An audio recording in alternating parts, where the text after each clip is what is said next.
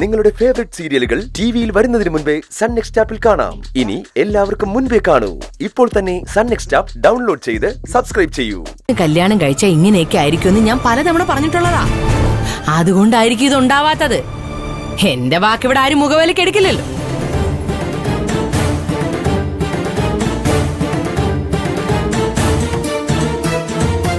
പെങ്ങടെ മോളാണെന്ന് പറഞ്ഞ് കെട്ടിച്ചതാ.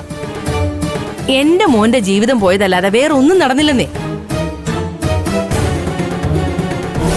ഗോവിന്ദ, ഇവനിത് എവിടെ പോയി കിടക്കുന്നു? ആവശ്യമില്ലാതെ പറയരുത്, ചെവി കൊടുക്കരുത് പറഞ്ഞാൽ കേക്കില്ല.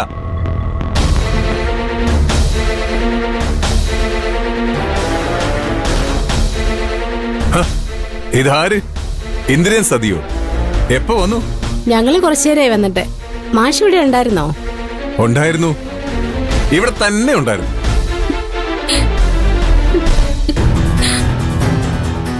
ഇവിടുത്തെ വിശേഷം പറച്ചിലൊക്കെ കേട്ടോണ്ട് നിൽക്കായിരുന്നു.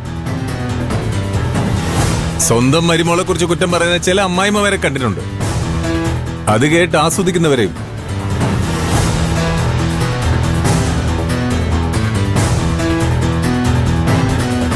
മാഷേ, വീട്ടിൽ വന്നവരോട് മര്യാദയ്ക്ക് സംസാരിക്കണം. അതാ ഞാനും പറഞ്ഞത്. വീട്ടിൽ വന്നവരോട് മര്യാദയ്ക്ക് സംസാരിക്കണം. ചാരുമോളെ കുറിച്ച് കുറ്റം പറഞ്ഞപ്പോ സന്തോഷം തോന്നിയില്ല നിനക്ക്? ഇപ്പൊ എന്തു പറ്റി? നിനക്ക് എത്ര സഹിക്കാൻ പറ്റാതായത്?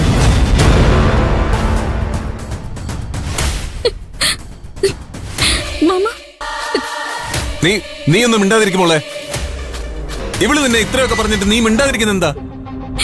ആ, എന്തു പറഞ്ഞാലും നീ മിണ്ടാതിരിക്കുമെന്ന് അവക്ക് നന്നായിട്ട് അറിയാം.